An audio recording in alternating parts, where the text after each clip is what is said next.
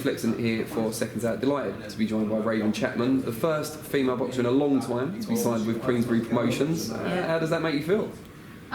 Just really happy to be here, really excited, can't wait to get going. Obviously Fight Night Friday, be my first one under Frank Warren, and I'll be the first female on since Nicola last boxed on one of their promotions. So no, it's really exciting and I just can't wait to get in there. How much of an attraction was it to sign in with Frank rather than one of the other promoters, in that you would be the only female boxer, you could stand out more, I guess? Yeah, that was definitely one of the big draws. In that way, I'd hopefully get more, what's the word? More exposure, more opportunities, because then I'm not getting missed behind everyone else, or I'm their female, so they need to get me out on their shows, and that was a big thing, because I want to be busy, I want to be able to get the fights, and I want to get my name out there and just show what I can do, and having a big platform to be able to do that, and then hopefully get those opportunities, it was just a no-brainer for me, really. When you first heard they were interested, was there an element of you don't really promote female boxing, it's strange? Yeah, slightly. I think we'd thought about obviously wanting to go with Frank and stuff before, but when you don't see it, you're unsure of that opportunity, whether it's even there in the first place, whether they'd be willing to take you on and things like that. So when I actually spoke to my manager Steffi Ball, and he told me we spoke about it and it was an option, I was just like, yeah, let's go for it. It's really exciting, and to be the only female, definitely, because then that exposure is there for other girls, and they can see that I'm on this other platform, which is also a big platform, and there is that opportunity for them as well. Have you met or spoken to Frank as yet? I have. I've met Frank. First impressions?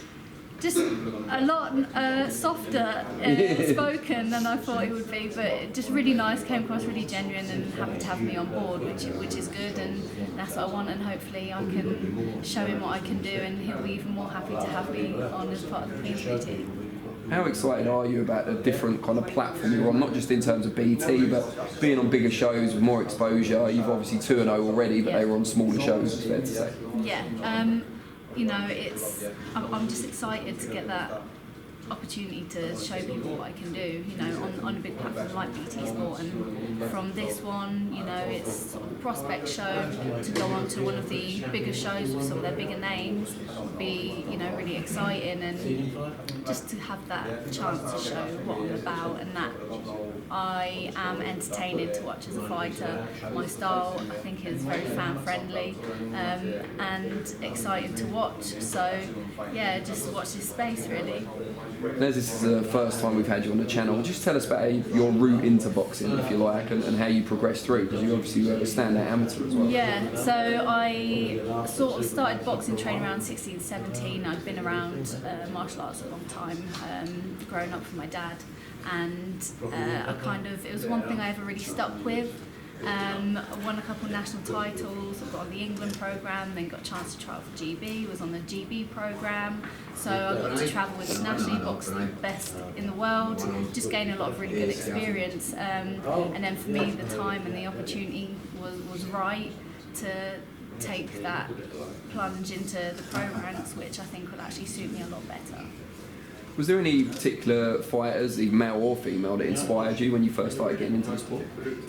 Well, when I was starting, it was the first sort of time, it was 2012. Right, so the Olympic inclusion. Yeah, so and that was a big thing, and it was, even then I didn't think that even getting on GB was an opportunity for me then, because my weight wasn't even in the Olympics at the time, but seeing... What weight was that? 50? That was featherweight, yeah, 57, so it was when they only had flyweight, lightweight and middleweight, and then obviously as time went on, more girls were getting involved, I think due to 2012, and those opportunities arose, and like I say, I ended up getting an invite to try for GB. When the 2021 Olympics was going on, was there any regret that you'd already made the decision to turn over? Because when you chose to do so, you didn't know it was only going to be delayed for a year. Yeah, it was only delayed for a year. I wasn't like the first choice to go, so there was that as well. And for me, I think I wasn't quite happy in what I was doing anymore. Falling out of love with the sport, and I think I needed to do it for myself to make a change. And I think in hindsight, it was the best thing that I could have done. So there's no regrets at all. And this is the kind of place that I want to be at. And having that extra year to be able to really focus on my craft, set my feet, learn the tricks of the pro trade has been just really helpful and useful. Tell us a little bit about your training setup as a pro. So I trained with my coach Stuart Scott at High Wycombe Boxing Gym, and that's where, you know, have an hour with him. He forget the amateur stuff. I do what we work to my strengths, and after that I always have my S&C training with my S&C coach Nathan Gray, and he just absolutely beasts me. But I'm really lucky. I've got a really good relationship with my coach Stuart. My dad, he is also the second coach in my corner, and then Nathan's one of my best friends as well. So everyone that's in my team is just really there behind me and supports me, and really people that are important to me in my life, within my inner circle sort of thing. And then even my cut man Wes, he's like my big brother. So again, it's just all important for me that everyone around me is someone that I can trust and supports me in what I'm doing, and their belief in me just makes me believe in myself that much more, because they're all there supporting me because they know what I can do and what I can achieve, and they're all there to push me to really reach it and get those goals. You're a top amateur. There's not a lot of female featherweights in the UK. How quickly do you feel you can be moved?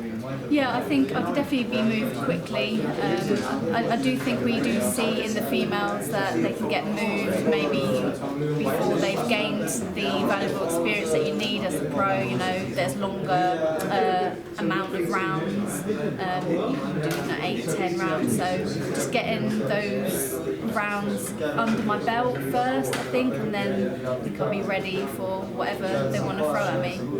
Got any kind of major rivalries from the amateurs that might translate into the pros? Not really.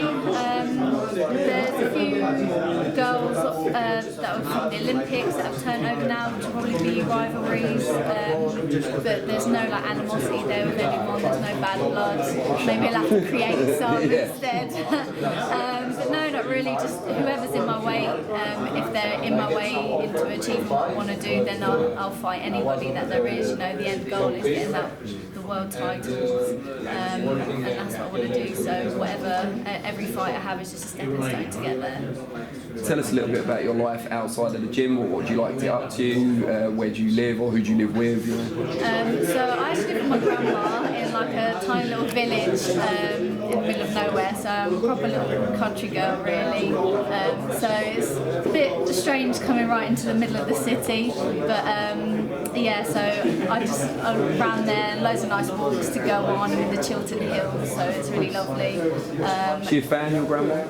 Yeah, she does. She's got, she can't be at the actual fight, so she's trying to find someone with BT Sport to be able to watch it at home. Get her a subscription. I know. I probably will. Ask Frank. Come on, Frank. Get her a free sub. So that's really nice. And yeah, just in my downtime, I just like to chill, relax, eat, sleep. And yeah, because when you're training hard, you kind of live and breathe boxing, don't you? Especially at the moment. So hopefully after this fight, I can have a bit of a week off, but no doubt I'll get itchy knuckles after a day and want to be nagging Stu, like, come on, let me back in the gym. But it'd be nice to have some downtime. My family sort of live all over, so I'll probably go and like visit some family and see some friends and stuff like that. Now obviously you're in action at your call on Friday, but just for people out there who want to know a bit more about you, follow the journey, how can they find you on the different social media platforms? So on Instagram, I'm Raven Chapman Boxing. I'll put everything on there, and Facebook again, it's just Raven Chapman Boxing. So I think I've got Twitter.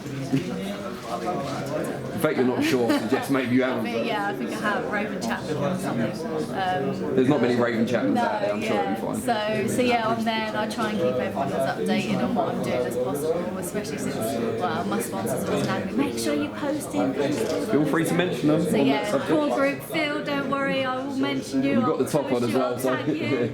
So their core group and HG Matthews, they sponsor me, and every now and then I do a shift making some bricks down at the brickyard as well. Yeah, so Is that something you did before, or just since you've linked up with the sponsor? No, since I've linked up with the sponsor, we did a little video, and I was working on the brick machine, and they were so impressed with me. And I was like, oh, you know, it's good for strength. If you fancy, you can do a few shifts here.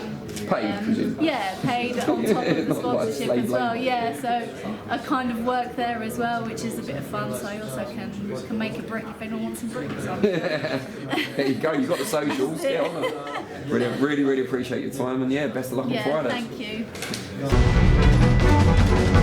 you.